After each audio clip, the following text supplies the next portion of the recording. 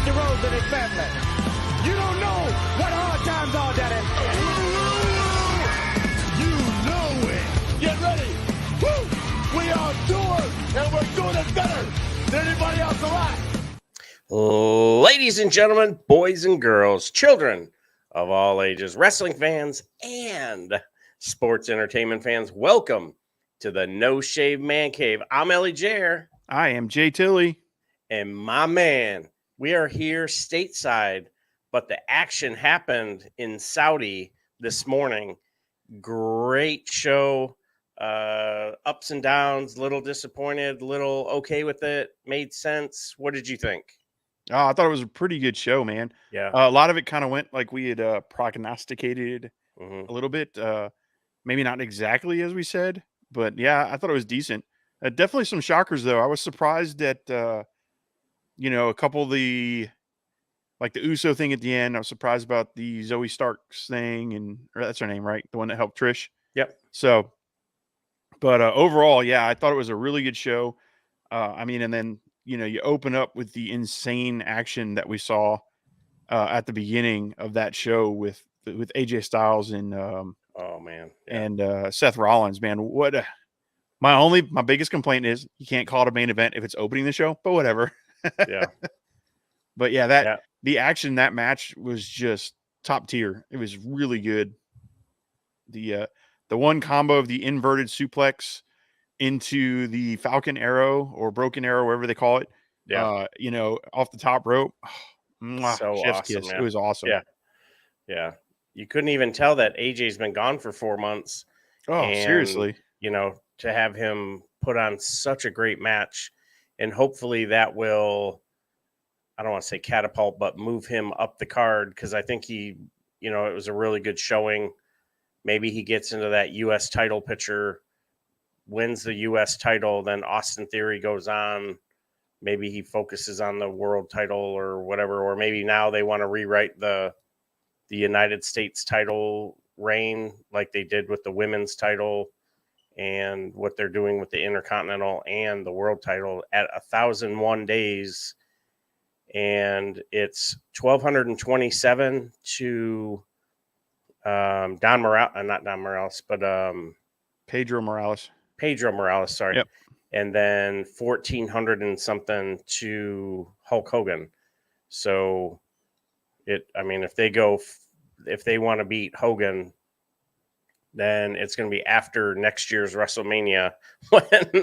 Yeah. So it'll be basically this time next year. And then, so it would have to be next year's SummerSlam, basically, in order to beat Roman Reigns' or Hogan's reign. So, oof. Yeah. And that's a hell of a run. But, you think about it and Hogan did hold it that long. I just, I guess back then we didn't realize it because it wasn't in our faces as much. So, right. I don't know if he'll last that long. I could see it. I could see him doing it just to beat Hogan's record. Yeah. I hope not, because I'd like to see Jimmy or Jay, probably Jimmy now, the way that things turned out at Night of Champions. That was straight up before we get into too much. Yeah. For those of us listening to us, we are going to talk about some of the results from Night of Champions. So if you haven't seen it yet, pause it, come back.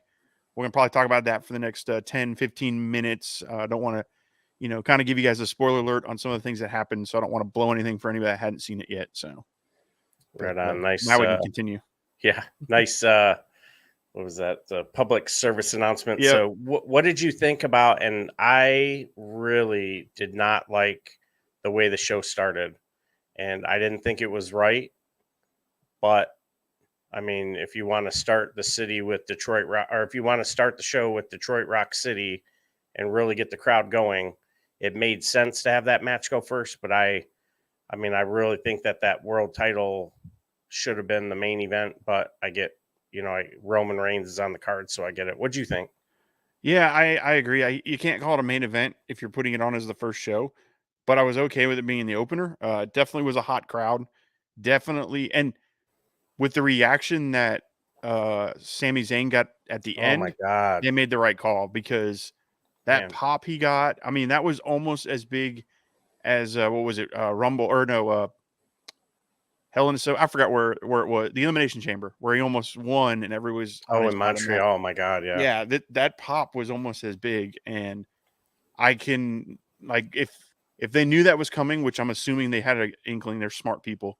Yeah, it was probably an okay call. And then there's some other things behind the scenes too. Apparently, Seth Rollins literally won the belt, left the arena, got on a plane to fly back to the States because he's got a film tomorrow or today or whatever. Oh, okay. Yeah. So he had to like do a quick turnaround in order to be, be in time for the Marvel movie or show he's working. Okay.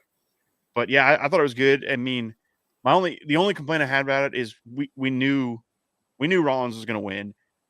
Even the close call almost falls with AJ. I didn't really buy him. Like I just out of all the foregone conclusions they usually do, this one was very, very like obvious. Like you're not going to move AJ. So, and with all the vignettes and everything, I mean, they pretty much just told us he was going to win it. Yeah. But it was like who's the I'm trying to think of a couple of wrestlers' names who are the worst for talking in the ring, and you can hear them clear as day. But John Cena. John Cena. So it's like that. The most telegraphed drop kick in the world. You're like, here we go. Or like WrestleMania, where John Cena's like, all right, pick me up and slam me. Yeah. All right, now I'm like, you can totally hear him at WrestleMania. We can hear you.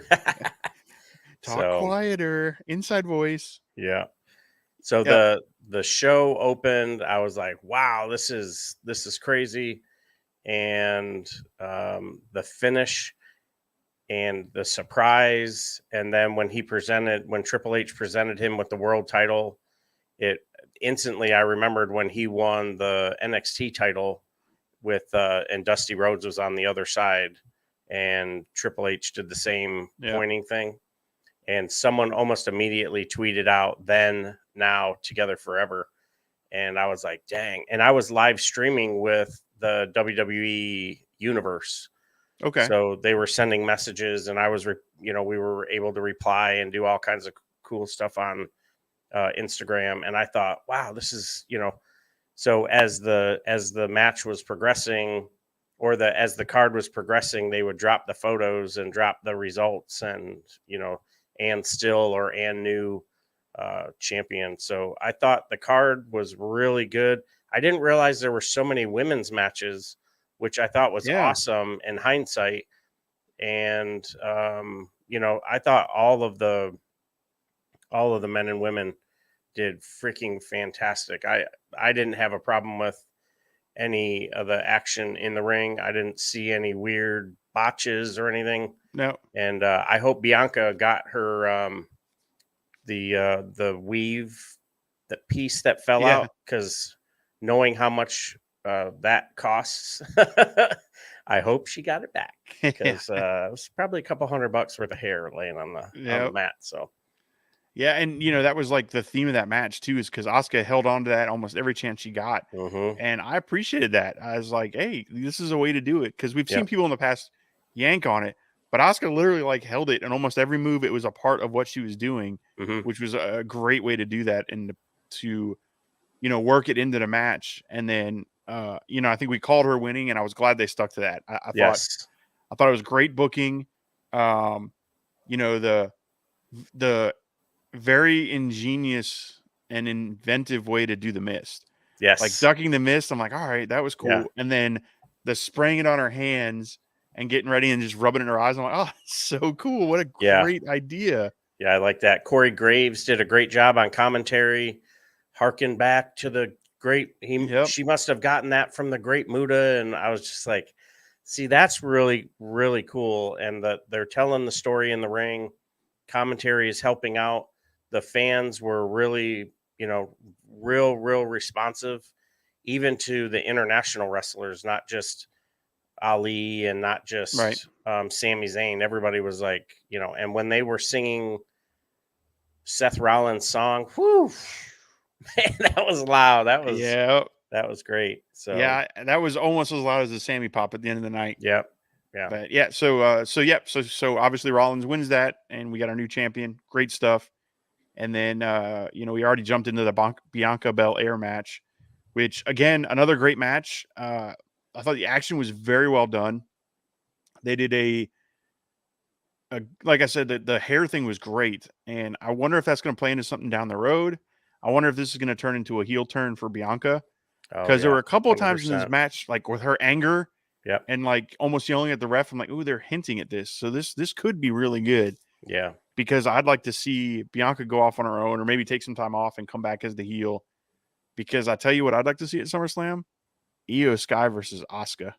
Shoot. That's what I'd like to see. That would be really nice. Yeah. And I'm sure that they competed in Japan Oh, they did or a lot. somewhere Yeah. else Ooh, overseas so good. or trained together, and they could spin that. And oh man, that would be freaking phenomenal. That would just thought of a funny term. Oh man, that would give me some tight ropes. But the yeah, man, I really hope that that's the direction they go with Bianca and the Street Profits. I think that would be awesome. I'd like to see something happen with LA Knight as well, where he's more of the anti-hero, almost like a Stone Cold, and the Street Profits, how they sort of, like hinted that LA Knight was going to be in a program. So we'll see what happens with all of that. But yeah, man, we have a new world heavyweight champion, Seth Rollins. We have a new, even though she's on SmackDown, Raw Women's Champion. I really thought they were going to do something to fix that tonight, man. Yeah, so stupid. Like all they had to do is at the end of the match have Triple H meet him on the aisle, take the belt from him, and give him a new belt. Whether it's the other version of it or something, they could have fixed this, because neither one had this like ending where it was they were injured or anything. Especially Rhea Ripley. She absolutely squashed Natalya, which we all saw coming, which is great. Boom, boom, boom, Riptide done. She wins. He could have met him at the top of the belt. Hey, here's your new belt. Like, we designed this new for you. Yep. But they didn't. So, and that'll probably be the extent of the review for the Rhea match too, because they're putting a whole lot to that one. That was the whole match. Boom, boom, boom. Yep. Yeah, I'm surprised Dom even got any words out edgewise, but that's the most talking he's been able to do. Yeah, they didn't boom as much. I was, and then it goes back to the whole thing, like, well, how much of that do they pipe in? Because it didn't seem like the crowd was booing him here. But it's it's an overseas crowd, so they're always a little different and iffy. Yeah, that's true. But then we also, speaking of female matches, we'll just keep going with them. We had the Trish Stratus, Becky Lynch match, and another really good one. Of all the matches tonight of the night, though, that's the only one where I saw a little bit of hesitation, which is understandable, because I don't know when the last time. I mean, I'm sure behind the scenes she's taking bumps and she's doing things, but Trish, I think they said it's been 7 years since she was in the ring. Yeah, first singles match. Yeah, so I can understand that, but they did a good job of hiding the strings, and just it's a testament to how good Becky is. Yeah, and then that swerve at the end. Oh man, did not call that. Did not see that coming. And I thought there'd be a swerve, but I didn't think it'd be in that match. And kudos to the WWE getting us. And I think that's great. Zoe is instantly made. Yes. And that will give her some credibility. And she's going to leapfrog some of the other women on that roster for screen time, and, much deserved. She did a great job in NXT. I think the program with her and Becky is going to be good too. We had talked about like what's next for Becky. Yep. Because I think they're going to save Rhea for down the road, obviously. So, Zoe Starks is a great program to run through to, if you want to take it all the way to, you could take that to SummerSlam. Hold on a second. Easy. Live on TV, I'm getting my coffee delivery. Sorry. Thank you. Yeah. I think the swerve.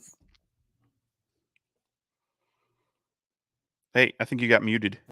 Becky Lynch is. Oh, there you go. I lost you for a minute. You're back. Sorry about that. Yeah, I don't know if you saw the pictures of Becky Lynch's face. Yeah, so I was trying to figure out. So two things flashed in my head when I saw that. One, I was like, oh my God, did she just break her nose again? Because I flashed back to the Nia Jax thing. And then I was like, well, when did it happen? And I'm guessing it was when Zoe Stark delivered that knee. She must have been a little too excited. And when she flipped her over and nailed that knee, I mean, she must have busted Yeah. that nose, but it didn't look broken, luckily. At least Yeah. in the pictures and everything afterwards. I don't remember if she had her knee brace or not, but Zoe wears a knee brace. So if there was a brace on that knee, that may have led to some of like the scratch looks to her face. Oh, see, I too. thought that was just her And smearing the blood. But yeah, it could have oh been. yeah, it looked like there was like slap scratch marks, and then her eye had a little goose egg on it. So no, good job to the WWE Universe, Zoe. Welcome to the big time, lady. You are Yeah, I mean, she just shot up the you're in card. for it. Yep. I mean, if she does She's a in good for it. program with, let's say she does a program with Becky, and let's say, you know, on the back end of it, she gets over on Becky, she's instantly the next in line for a title shot. Oh, easy. Yeah. I mean, I would think the one that comes out of that feud will be the one going after Rhea for Rumble or whatever will be next pay-per-view. Wow. Maybe Yeah, that'd be SummerSlam, I good. don't know. Yeah. And then Yeah, we had go yeah. ahead. No, I'm just running the card through my head like, woof, that's gonna be something. So yeah, I'm excited. Yep. Then you had Gunther. Obviously, these are not in order because I'm going off the top of my head. I didn't pull the card up, but we had the Gunther Ali match. Kind of went the way I thought. Actually, I thought it went a little longer. I thought Gunther gave him a little more offense than I expected. Yeah. But definitely when Gunther was like, I'm done. Oh, yeah, he was done. Yeah. Man, those two lariats. clotheslines. And then into that power Dude. bomb. Man, no, sir. No, sir. I'm good. I don't need to take that, Yep. please. I'll just watch. Appreciate Yep. it. Right So, yeah, there. Gunther goes over, Intercontinental Champion, retains. Good stuff because I think down the road you'll see. My guess is Matt Riddle will be the one to take it from him because I think eventually he's going to try to go after that world title. And that's the next logical person. And maybe not. I don't know. Because we also have the Brock Lesnar Cody stuff on the night. What a match. Yes. I told you Brock was going to win. I told you. Yeah. And I knew. So in my WWE brain, I was like, okay, they're going to have Cody win so he can continue to build steam. But in my Cody heart, I was like, okay, well, what better way to go through hard times and climb the mountain is to deal with even more adversity. Okay, Brock, you got me, but you didn't pin me. Yep. We're 1-1. And I'm going to Yep. I'm going to Money in the Bank. I'm going to win Money in the Bank, and I'll see you in Detroit for SummerSlam for our, maybe it's a Hell in the Cell, or maybe it's no DQ or Last Man Standing, or some kind of a gimmick match, because by then he won't have the cast unless he pulls a Cowboy Bob Orton and keeps the cast on for the next year. But yeah, I thought and in that match, I thought we were going to see blood. I really did. I thought the cast was going to come into play a little bit more or sooner. And like you said, though, I thought the programming was perfect. Everybody looked really strong. And now we get the third match of this trilogy, and Cody will defeat Brock Lesnar at SummerSlam. And hell, maybe he cashes in after Roman Reigns. Now, here's another little thing I think we're going to see after we talk about the little tag team event. The main event is I'll spill the tea on that one. But so with the tag team, the main event, wow, that's all I got. It was fantastic. It was great. Man. Before we move on to the Cody Brock thing, my only complaint about it was I really thought they emphasized fight so much, yet they just had a match. Like, it didn't have a fight feel to it. It had just a match feel to it. So that was my only like kind of cut off part of my beard on that one. Because if you're talking it up as a fight this whole time and then it's not a fight, it's just a regular old match, I was like, eh. But I thought the action was fantastic. Cody plays such a great babyface working from under. I cannot wait till he goes heel, because it's going to happen eventually. Because he can play such a smarmy, entitled asshole heel, and when he does that, it's gonna be great. That's the Cody Yeah, I like to see. The Bullet Club Cody. Yeah, when he was he had just won the NWA World Title. I think he was the United States champion too, and Brandy would get involved in the matches, Yep. and his opponents would be like, "Oh my god, I can't believe I knocked her down," and then she'd side eye, and Cody And would smile. see, and then bam, Cody would get his stuff in. So, Yeah, there's a yeah, great Cody Omega match in, I think it was New Japan, where they pull that whole sequence, or maybe it was Shibata. Actually, it was a three-way. It was a three-way. It was Ibushi, Omega, and Cody, because it was the Golden Lovers versus Cody, and he used some of those tricks to kind of get in their heads and then get them to turn on each other. yeah. It was a good little triple threat. If you had never seen it, it's Yeah. worth checking out. You mentioned Omega. Someone posted a photo right before the Asuka Bianca match of Asuka and Kenny Omega in the ring together. Yep. And I was like, holy cow, they look like babies. Yeah. And that was in just Noah, so I think, when awesome. they were both starting. Yeah. Yeah. So awesome how, the wrestling industry, everybody knows everybody. And although there's competition amongst the organizations, there's still camaraderie. And, like we were talking with the New Japan Strong Championship, and Monet called it on the fly when she broke her leg, and she could have won that title, been the inaugural champion, probably been able to book for more money because she's the champ now, but she did the right thing for business. And Willow is your, New Japan Strong Champion. So Well, that's super cool. And that's one of the things about the whole tribalism on Twitter and amongst fans that drives me nuts. And even between you and I, like, we don't get that way. I'm a big AEW fan, but I watch WWE, but I'll never say WWE is trash. I will say it's not for me. And there's things I don't like sometimes, but the people that go out of their way to be mean and hateful about it, that doesn't make sense. Cause I guarantee you the wrestlers don't feel that way. No. And it was funny. I was watching What Culture, cause they were doing a live stream. The boys are in Vegas cause they're going to Double or Nothing tomorrow, but they were doing a live stream, and Thunder Rosa showed up as like a special guest and sat in and watched the Seth and AJ match. And it was neat to see this AEW wrestler sitting in there and and it was her and Simon Miller, who are both wrestlers. So they're calling and talking about stuff in the ring. Pretty cool watch. Shout out to those What Culture guys. The audio's a little bad because they're in a hotel room and I don't think they have their mics, but totally worth checking out because some of the insight you see from Thunder Rosa and Simon Miller, because they're both in-ring performers, talking through that match. That was awesome. I'm like, I want to see watch-alongs like that more often. Like, that was pretty cool. That's cool. Yeah, I'm gonna have to check that out. Yeah, What Culture? They're definitely making this medium a lot more fun. So yeah, they're what I aspire to be part of eventually. Yes, sir. Them and Fightful. I'd like to be part of Fightful too. But yeah, Fightful would be sorry, Shiny Object. Yep, nope, back. Yep, and we're back.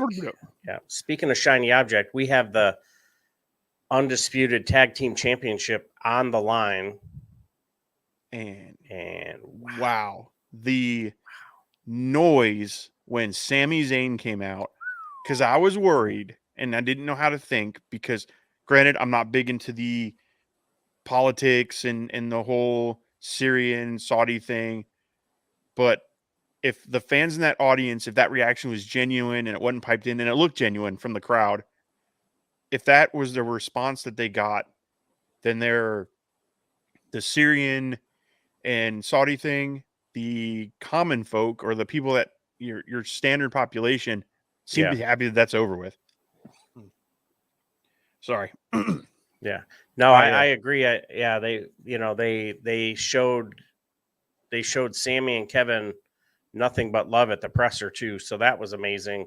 Yep. And when Kevin Owens was standing at the top of the ramp and then Sammy's music hit, holy cow. Amazing. Just so awesome. And then I loved when Sammy grabbed the microphone and did the intro for the tag team. And I just, I think the world of, wrestlers who can be themselves, continue to be themselves, regardless of whatever their character is, And for 5 years, they have said, I'm not going to go. Kevin Owens has been supportive of Sammy, and to see them on that stage and come out with their hands raised, regardless of the super kick heard around the world. I thought that was freaking phenomenal. So we got a little under 5 minutes to talk about the super kick heard around the world. So obviously, the champions retain, but there's definitely some stuff that happened in there. And when the Usos came out and attacked Sammy and all them, I'm like, oh man, like we're just gonna keep putting this off. Yeah. And when they super kicked Solo, I was like, uh-oh. Uh-oh. Yeah. And the way they produced that to where, from Roman's point of view, it looked like they had slid in the ring and super kicked Solo. So that was the reason why they were there. Yeah. Right. Like he didn't see all the other stuff. Yeah. So right there, you're kind of like, well, I could see why Roman would be pissed. So Yeah. they super kick Solo and he gets in there. And what are you doing? What are you doing? I told you to stay out of here. And then Jimmy with, I didn't see it coming. I mean, I saw more of it coming and I was kind of in my heart going, just hit him. And then he hit him. Yeah. I was like, yes. Bam. Because he's become like this bully and I don't like bullies. And I hit bullies myself, if I have to. But yeah, I'm not. And that's what he's becoming, especially if you watch SmackDown, which we didn't even really get a chance to talk about. But SmackDown, where he gets in his face and he's like, man, I'll whoop you like I did when we were kids. And so he planted all these seeds. And for Jimmy to be the one to throw the super kick and not Jay, because Jay's the one who feuded with him when he came back. Like, it was just beautiful stuff. And Jay trying to be the voice of reason. Like, what are you doing? You can't do this. I think there's something to that down the road too. I don't know if, I think it's going to be really good storytelling. And like you said, and I love the super kick. And Jay, what did you do? And he goes, I'm going to do it again. And nailed him again. And I was like, yeah. I should have done that. You should have done this years ago. Bam. Now, here's where I think it gets exciting. So you have Solo and Roman, who went for the tag team championships. You have Usos, who are 8-time longest reigning tag team champions of all time. And then you have the current tag team champions. I think what we're going to see down the road is a 3-way dance for the tag team championships. Maybe at SummerSlam. Yeah. Maybe at SummerSlam we're going to see it. And man, I am there for it. If I could get to Detroit, yeah, buddy. I think it's going to be awesome. So what'd you give? Yeah. What did you give? What'd you give the show? How many beards? I gave it. Man, I'm tossed between 3.5 and 4. I'll go 3 3/4 because it wasn't quite 4 beard tier for me, but it wasn't like I'll go 3 3/4. Like, very good.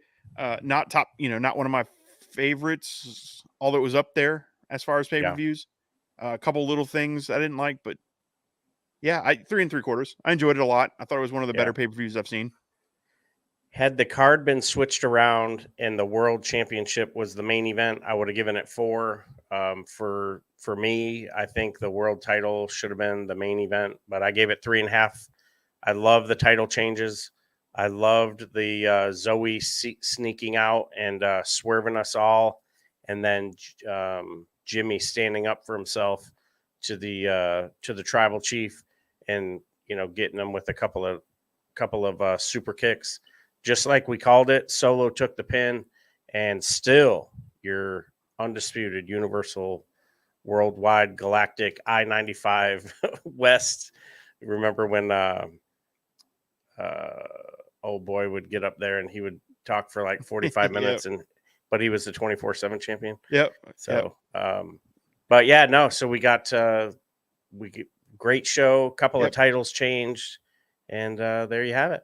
And to be honest, it would have probably gotten higher if it was anywhere but Saudi Arabia, because I can never forget the underlying issues that go on in that country. So it's a little hard to be as up for that pay-per-view, like, the women and all their, anyway, we won't get into that. It's for a show another time on a podcast that you can catch it anywhere on you get your podcast from. All right, let's go pay some bills. We'll come back and talk AEW and Double or Nothing, which we've got tomorrow night.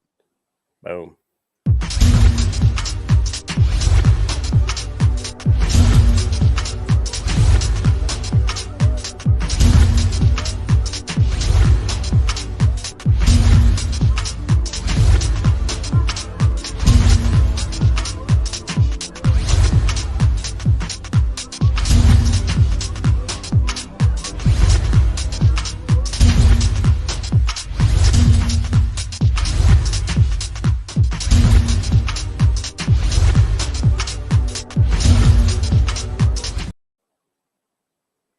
And we're back.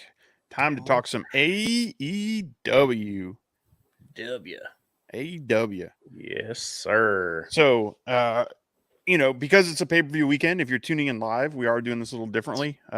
Typically what we do is kind of do a review of the week.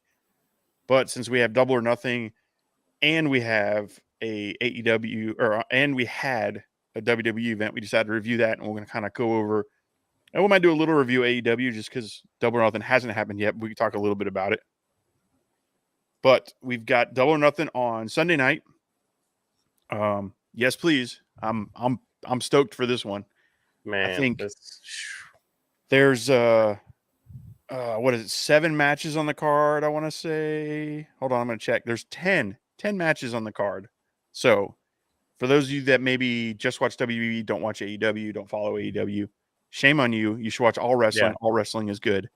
AEW is very good. If it's not your cup of tea, wait for the next match because it might be, because they go from goofy wrestling to serious in-ring stuff to high-flying stuff to New Japan style. Like, they're all about there. Anyway, not going to be an advertisement for them. But we've got probably my low, not really want anything from it. I'm hoping it's on the pre-show match, which is the Hardys and Hook versus the Guns and Ethan Page. I mean, yeah. I'm kind of whatever. I am tired of seeing Matt Hardy on TV fighting for contracts. He's been doing it since he got into the company. It's silliness. I think in his mind, he thinks it's a fun storytelling device, but it's not. It's kind of boring. It doesn't make sense. Yeah. And even in suspended belief, it still doesn't make sense. So my guess will be, I actually think Ethan Page and the Guns will win it. So we can be done with the contract stuff. We can be done with the feud, and then the Hardys are going to spin off and hopefully go do their own tag team stuff, and maybe we'll get to see a couple of Hardys FTR or Hardys. Oh man, that would be awesome. Them in the title picture a little bit so that they can have a good final run and hopefully kind of wrap up their careers here soon, because they're both looking sore. And not looking, they're beat up. They've been doing it for a long time, and the style they wrestle is a brutal style. So, but that's my opinion on it. Yeah, I agree. I'd like to see them go out on top and, just kind of go away if they're going to be in the back or whatever. And just like Jeff Jarrett, I think, I think he's been on camera a little too much, but they're, if Tony feels like he's moving the needle, then so be it. Hey, he got him all in set up. Jeff Jarrett's doing stuff for that company that's pretty amazing. So I'm okay. Yeah. And I'm okay. Like, he's not. So to me, I feel like his storyline works. Like, there's stuff he's doing. The stuff with Matt Hardy, I just feels like a little, just they keep doing the same thing over and over again. And I'm just like, all right, let's do something new. But speaking of, go ahead. No, I said they're just trying too hard. Yeah. But speaking of Jeff Jarrett, we do have him, Jay Lethal, and against FTR in what is going to be, I think, a really good match. Jarrett, man, that guy, for his age and everything, he can go. Like, he's got some pep in his step, and he definitely So, not a bash on Sting. Love Sting. But Sting, you can tell, is getting a little older. And Jarrett, I think, is about the same age. And for me, Jarrett can kind of go a little better. Or he's just better at kind of disguising it. And maybe he's good at he's picked the right opponents. But, I mean, I say that. And Sting, damn, at Forbidden Door, dove off the top of the entranceway. So, we say never this. Forget it. However, oh, yeah, it was amazing. Because we're all like, man, where's he at? And then he comes jumping off. And I'm like, oh, my gosh. Yep. Did that just happen? I see FTR taking this one, and that feud being done, wrapped up. I'm not sure how much Mark Briscoe is going to get involved in it. I'm not sure if he's going to call it down the line. I would assume he's going to, and I don't think he's going to cost FTR any titles, and I don't think it's going to spin off to any tag team feuds, because he has pretty much said he never wants to do another tag team because of his brother passing and everything. So maybe he calls it down the line and we get a Jeff Jarrett or a Jay Lethal Mark Briscoe feud down. My God, yeah, I'd like to see Jay Lethal Yeah. off on his own, or he'll still be in that faction, but yeah, I'd like to see him do some singles work. He hasn't really done a whole lot of that, since he became All Elite. So, huge Jay Lethal fan, and I like the character work that they're doing, and just that sleazy heel. Now you've got Karen involved, and it's yeah. I think I agree. I think FTR leaves your AEW World Tag Team Champions, and then there'll be some kind of a bump or something that puts puts Jarrett and Lethal in Mark's crosshairs. So Yeah, maybe a guitar shot gone wrong. Yep. Like maybe they're gonna swing the guitar to try to hit FTR and they duck and they hit Mark Briscoe instead, and then now he's pissed because he gets hit with I don't know. Or maybe not gone wrong. Maybe Jeff Jarrett just loses his temper because he's not really Mark's friend. He's just using him for this. Oh yeah. So maybe he gets one of those 1, 2, and they kick out and he gets mad and he shoves Mark, and maybe we have a breakdown in communication there. And being that he's the only one out of that group that's not a real friend, maybe that's the feud we spin off to. And then Jay Lethal's got to choose which side to go. And then you've got a nice little program that you've set up for Mark Briscoe and Jeff Jarrett and Jay Lethal, Sanjay Dutt, and all the other people off to the side while FTR can go on to Collision and do a tag team title run with whoever they're going to feud with next. Yeah. The finish, I think, will be something will happen. Jarrett will start yelling, "Hey, do you even know how to count to 3?" And then he'll push Jarrett, or no, Jarrett will push Mark. Mark will then push him back, and that will push him into FTR's finish. Yeah. And get the 1, 2, 3. So yeah, push him into a big rig. Yeah, that'd be good. Then we got the Blackjack Battle Royal. I'm not going to go through the list of all 20 contestants. Some key names on it are Keith Lee. You've got Jay White involved, Butcher and Blade, who always do really well in these battle royals. And if you listen to our podcast, you know that battle royals are not my favorite thing. However, AEW's battle royals are a little different, and they tend to be able to tell stories coming out of it. Like old school Royal Rumble. We talked about this, I think, one of our shows recently.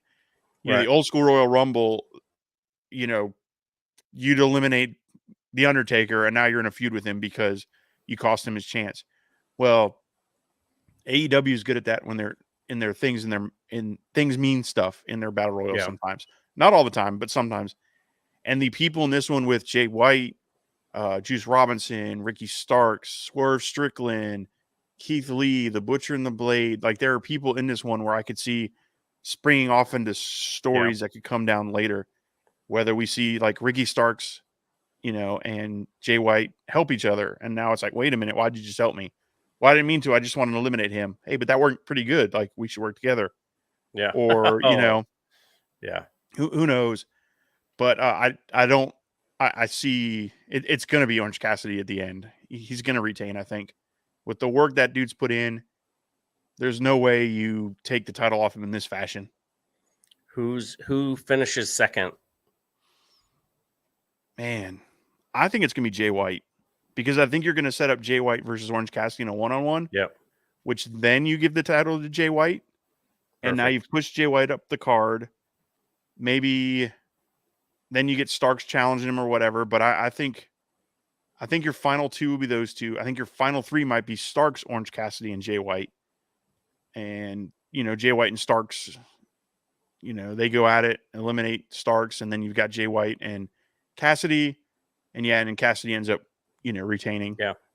Yeah, I think Starks eliminates the most. I think White is the last one standing. Something happens with Keith Lee and Dustin with that limitless, natural limitless or whatever. Yep. And that gives Dustin something to do as he comes to the end of his AEW contract. And then for basically Orange Cassidy is going to be the Collision champion with that international championship, and that's going to be a great program. Jay White and Freshly Squeezed. That's going to be a lot of fun. I can't wait for everybody to see who Jay White really is, because he's not what you've seen. He's not Seth Rollins, like a revolutionary, kind of a thing, but he's a master of counters. Oh yeah. That dude can counter almost everything that you throw at him. So watching him counter like the Orange Punch or the Beach Break will be amazing. Yeah, that'll be a blast. So I also don't think it's gonna be right away, right? Like I think you'll have those who's the last two, but I think you have to wrap up the story with Ricky Starks and Jay White. So they'll do maybe a cage match or a no holds barred or a loser leaves Dynamite. I don't know. They'll do something with them to blow off this feud. Easy for you to say, this feud. And then after like maybe a month or two of Orange Cassidy defending, Jay White will come out and say, hey, I almost had you. I'm ready. I want that. I want a shot now. And then we can start that program, because that would be a really good program. Yeah. And then you've got the Bullet Club versus, the Best Friends too. So you could involve some of that. And they have history going all the way back to New Japan when, it was Roppongi Vice and the Bullet Club feuded. So there's a lot of stories they can tell there. A lot of layers. That'll be really good. This card, man, like it's so stacked, and I'm actually looking forward to the Battle Royal, because I know AEW is going to book it right, and it's not going to be like a bunch of zombies, coming from underneath the ring or doing something weird. So, I'm really excited. There isn't a match on here outside of the Hardys, Hook, and the all Ego Guns or whatever they're calling themselves. 9 out of 10 matches I'm really looking forward to. Yep. And that's a great problem to have. So, well, one of them I'm a little concerned about, and that's the Jamie Hayter Tony Storm, because talks coming out are that Jamie Hayter's injury is a little more severe than they thought. However, this is AEW, and I believe they work. I believe they are very good at old school working and manipulating the media. So I wouldn't be surprised if the match goes on and maybe she loses the title because or two things.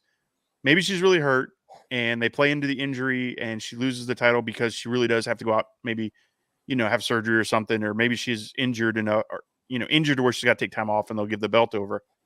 Or it plays into it just enough to where you're like, oh yeah, she's going to lose. And then, oh no, she didn't. She retained. Yay. So, but my thought is if she's really injured, you need to get her healed up because you need her at All In. 100%. And if she loses the title, how awesome it would be to see her win it back at All In. So that might be a good chase too. Like, Tony Storm's got the title to All In, and she's, I need a challenger. Who's it going to be? And boom, Jamie Hayter's music hits. The returning Jamie Hayter. So how awesome would that be too, where Tony would, win the championship.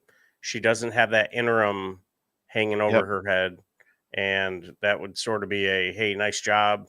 Thanks for being our interim champion. We shouldn't have done you like that. And here's a title reign till we get to All In, and you're going to go against Hayter. So yeah, I think she'd be the only second 2-time WWE champion, or WWE. That'd be awesome. AEW Women's Champion. I think she's the only. I think Britt Baker's the only other one. No, maybe she just won it twice. Maybe completely off because I think Nyla's had it twice, and I'm going through. I'm like, yeah, I might be wrong on that. So scratch that whole rewind. Yeah. That would be a great call, man. Seeing that at All In for sure. Yep. If that match goes on, though, it's got potential, man. I say it every time I see Tony Storm and Jamie Hayter's name, match of the night right there.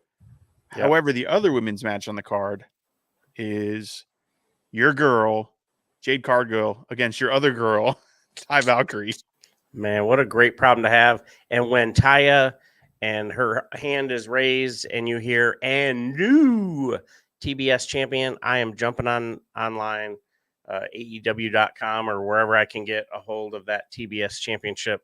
And it'll be back behind me here. Yeah, this is going to be awesome. I think Taya's going to have to work really, really hard to bring Jade along, but it's going to be awesome. It's going to be a lot of fun. I can't wait. Yeah, I agree. I think Jade is still green, but she's really good. She's improved so much from when she made her debut. Yep. But I think Ty's gonna take it. Man, I'm not 100% convinced though that Ty wins it. I'm torn. I don't know. I don't know if they're really waiting for Statlander to come back and if Ty's gonna be just the plug. And maybe we see Jade win it and then is beating down Ty, and then Statlander maybe makes a return, and then we set up for Statlander to take it at All In, or are we going to hold off Statlander to All In because that'd be a nice little pop? I don't know. I'm not 100% convinced. I'd like to. I don't know. I don't know how to call this one. If I had to put money on it, this is one of those where they've booked it well enough to where I can't say for sure who I think is going to take this. I'm probably going to say Jade. I'm going to say Jade. Wow. Yeah, okay, so we're split. Retains. We're split on this one. Yeah. I'm going to say Jade retains that one. We also have Wardlow and Christian Cage in a ladder match. The man who probably directed and produced some of the best ladder matches out there versus the man that won. I love that vignette they did this week. I have experience in ladder matches. I'm like, dude, you were in one and you climbed the ladder. I'm like, yeah, if that's the criteria, I have experience in ladder matches. I climbed ladder on my roof. Like, yeah, but I had to change a light bulb on the landing in my stairs. There you go. Yeah. Yep. Man, I haven't done that yet. I'm terrified to go up there. I'm going to pay somebody to come do that. I can't, man. Just sitting it now. Nope. I'll just have somebody come take care of that light bulb. Anyway. Yeah. Next time I'm going to get one of those booms that grabs the light bulb. Oh, there you go. Yeah. But I think Wardlow retains. I think Wardlow retains. I think this is a way to elevate him a little more. I think you get him over Christian Cage. I'm not sure. So I think he retains, and I think you set up a program where maybe him and Luchasaurus down the road. But I don't see Wardlow hot potato in the title, although that title jumps hands a lot. Other than Darby's run, it's been kind of, week to week. But I think I think he retains this one. Yeah, I think that Captain Charisma pulls it out, and his peeps will be happy. Christian Cage, your new TNT champion. The ladder will be his unofficial tag team partner, and Wardlow won't know what to do. So even with Arn out there, Luchasaurus will probably get involved, and so you'll have a new TNT champion on Wednesday when you tune in. Wednesdays. Yep, I can see that too, but I'm sticking to mine. Then we've got Adam Cole, Chris Jericho, unsanctioned match with Sabu as a special enforcer. Whew. Adam Cole wins this. I don't think there's any way to go with this, but I think this match is going to be very entertaining. I think you're going to see Chris Jericho running around from trying to hide from Sabu in some parts, and I imagine the JAS gets involved. I would love to see Sabu put one of the JAS through a table. Maybe what's his name? Jake Hager. Garcia too, but I'd like to see him do Jake Hager. I think Jake Hager. I agree with you. I think Jake Hager would be smarter, a smarter move because he's been down with Jericho since day one. Yeah, and that would hit closer to home. Seeing Jake in his hat go through a table. Yep, I really like this. And then Sabu picks up the hat and puts it on. That'd be great. How awesome would that be? Picks up the hat and puts it on and then walks away. Go. Or you just hear a commotion because I don't know if Sabu's up to taking bumps, but maybe you hear a commotion in a hallway or something, and you just see Sabu walking out with the hat and he puts it on and he walks away. So there you go. And then the camera cuts and you just see Hager. Yeah, that would be a cool way to do it. Feet. You just see his feet sticking out. Yep. Or him on the wall sliding down with a chair on him or something. Yeah. Let's go. Yeah, because I know Sabu's been going through some health stuff, and obviously I don't want anybody to take a bump if they're not ready, and wouldn't want him to get too physical if he can't. But yeah, I see Adam Cole winning this one. I think he has to. Do you think Britt Baker gets involved in it? I think she has to. I mean, she's not on the card. So, yeah, I mean, she's going to be present in the arena. She comes down, whether it's with a kendo stick or, I think, but getting involved with the kendo stick would be, pretty Poetic symbolic. justice, yeah. Yeah, yeah. So, yeah, I agree with you. I think Adam Cole wins it. They start elevating Adam Cole, and like you've been, prognosticating, setting Adam Cole up to put him in position to become the next And AEW. the only reason I asked that is because on Rampage, which not many people watch, but I do. Yeah. When she walked out for her match, she kind of shot a look at Jericho and was jack-jawing with him on her way to the ring, and he was standing up saying something. So I'd be curious if she gets involved a little bit. Yeah. But he said something to the effect of, "Yeah, I'd be upset too because Adam's a coward. Yeah, I can't believe he did that to you or whatever." I was like, dude. Yeah. So. Yeah, and then but the other thing is one of the things that could happen is if Jamie Hayter can't go, maybe you get Britt Baker versus Tony Storm in a match, which I'd be okay with that too. But could be one of those. I don't know. I have a feeling you're going to see Jamie Hayter, Tony Storm, because I think Tony Khan would have canceled it by now if he didn't think it was going to go on. Like he'd have made an announcement that due to the injury she can't defend it. We're not stripping her because she's going to be good to go in a week or two, but she can't defend it tonight. That's just my opinion. Yeah. And then we've got about 3 more matches to go. You got the House of Black in a open house of Black rules house, whatever they're calling it. I think the obvious challengers are going to be the Acclaimed and Billy Gunn. And I think it's going to be a great, fun match, but the House of Black are going to kick their asses. Yep. Yeah. I think I agree. I think Daddy Ass takes the pin too. I do too.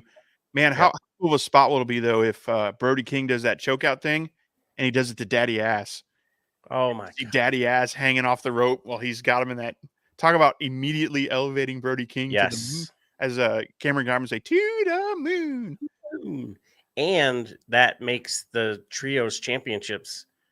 It pushes them up too, and I think everybody's made in that match, and that would be a good one to revisit too down the road, to have them being a little bit longer of a program, unless you want to get the Acclaim back into the tag team title picture. But with such a deep tag team, division, I think having them focus on the trios titles for a little bit, get some attention to the trios championships, and maybe eventually they do win the trios championships, but not tomorrow night. I agree. I think House of Black is too over.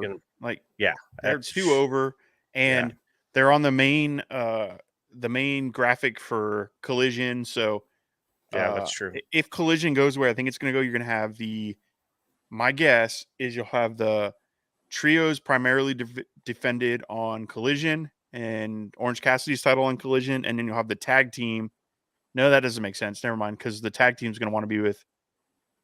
Well, if FTR's got them, FTR likes working with Punk. Punk will be on Collision. They'll go to Collision. So maybe the tag team's on Collision, and then the trios stay with Dynamite. Who knows? That'll be for the show next week. We'll talk about that kind of stuff. Yeah, because we got 2 more matches to go through, and there's a lot to talk about on these last 2. So let's go with what I think will be probably a extremely violent, extremely bloody, extremely over the top, beautiful wrestling violence, as Moxley call it. Yep. Jared's gonna watch it like through a mirror, or, like I watch movies. I'm not watching this. I'm not watching this. Yeah. But you go to bed. I'm not gonna be able to sleep. Yeah. Every bump, you're like, what? Oh my gosh, man! I think this is gonna be insane. And that's the Blackpool Combat Club versus the Elite in a Anarchy in the Arena. God, I cannot wait.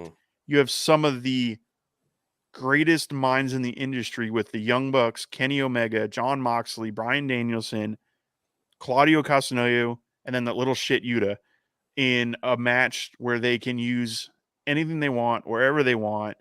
You've got some of the best performers in Hangman. And, dude, just the feud Hangman had with Moxley was enough to make me go, man, that's gonna be good. And Yeah. and I don't think it ends here. I think they have a hell of a match, but I don't think this ends as the program because I think what I would like to see is it all in Moxley versus Omega 2 and have them have another match straight up or 3 or whatever it is. But yeah, it's one of those legacy feuds that's been going on in the company since it started, legitimately since it started. So yeah, that's true. Jeez. Yeah, Moxley came out and attacked Omega on the very first episode. Yeah. And the beauty of it is like, okay, this match is over, but you've got 4 wrestlers on each side. So you can have basically, what is it, like 8 different combinations. Yep. And, you can do singles matches. So there's 4 matches. You can do tag teams. So there's 2. Then you have them in different teams and just trios and, yeah, I agree with you. I think this is probably going to be the most violent match that to date for AEW, and the Elite come out on top with over under about 100 super kicks. See, I think the BCC comes out on top because I think Don Callis gets involved somehow. Yeah, I think you're going to see Don Callis for somehow, some way get involved, and it's going to cost the Elite, in my opinion. I can see it go either way, though. This is another one of those that is up in the air, can go either way. But do you think Omega's buddy comes in and somehow gets involved? I'd like to. He keeps talking about wanting to come to AEW, so I could see that. And then depending on how was it Nick Jackson with the arm injury? If it's still injured, maybe they pull an angle and they call him in to last minute fill in the match. I don't know, but yeah, Ibushi would be a cool call. So in the last few minutes, let's talk about the 4 pillars match: MJF, Sammy, Darby, and Jungle Boy. If you've listened to our podcast all week, you know what I think is going to happen. I think Jungle Boy turns. I think he turns heel in this match, and I think he lays down for MJF. I think he takes that big fat check. Yeah. I didn't see it until you said it, and then there's like small little identifiers where you're like, okay, yeah. Either way, I don't see MJF not leaving your AEW World Champion. There's still too much to do with that character, with that title. He hasn't really even had that many matches, and that's probably my only knock on his current AEW title run, is he hasn't defended it very much. So had a great match with Daniel Bryan, or Bryan Danielson, whatever. And see, I don't mind that because that's part of his character. Like he says it all the time. I'm only going to work the matches I'm contractually obligated to work. So, you know, and he even compared himself to Roman Reigns once. Like, I defended as much as Roman Reigns. I'm like, man, that's probably true. Yeah. He had like 22 opponents in 1,000 days. I'm like, dude, what in the hell? Yep. And no, so yeah, I think I agree. I think there'll be the boop of death, and there'll be something just, and I can't, like, man, the look on everybody's faces is going to be phenomenal. Yeah. When he raises, when they say, and still AEW champion. Woo. Yeah. I'd be curious. I'm going to watch the match very closely because if they do it right, you'll never see if it's going to happen. And if they plan it out right, you don't see MJF and Jungle Boy interact throughout the match. You'll see like Jungle Boy and Darby, and then Jungle Boy and Sammy, and then Sammy and MJF. And then the one time they do interact, it's suddenly like, boom, over. That's when it'll be like, oh, okay, cool. Yep. So, well, man, an hour went by super fast. We had a lot to talk about. I appreciate everybody that listened. If you like this sort of thing, we're here every Saturday night, 7 to 8 o'clock, Fantasy Sports Corporation. Appreciate you guys letting us use this space to talk about wrestling, the most awesomest sport in the world, in our opinions. Football's pretty good too. But appreciate everything those guys are doing. If you want to see more of us or talk to us or reach out to us, No Shave Man Cave, Twitter, TikTok, Instagram, YouTube, and Rumble. We're out there all the time. We go live every Tuesday and Thursday, 7 to 8 o'clock on our channel on YouTube and Rumble, No Shave Man Cave. Check us out. Subscribe to Fantasy Sports Corporation. Subscribe to us on YouTube and Rumble. Check us out. Like I said, we're live all the time. Listen to our podcast. It's out there wherever you get your podcast from. Just search No Shave Man's Cave. You can even ask your Alexa, and she'll check it out for you. And we appreciate everything and all the likes and the feedback and the comments and the interactions with fans. Love you guys. And I'm going to tag it out for the finisher. Hot tag. Bump and feed, bump and feed. Ladies and gentlemen, thank you so much for joining us. I am to the moon. Almost 40,000 downloads from our podcast. So amazing. Thank you to the Fantasy Sports Corp and all that they're doing behind the scenes. You guys are the best. Chris and Angela, Kamish, everybody, thank you so much. Keep doing what you're doing. To our brothers and sisters in arms, thank you so much for your service. So proud of everything that you're doing. Some gave all gave some. Fam, we'll see you soon. Until next time, take care of yourselves, take care of each other, and we'll see you on the floor.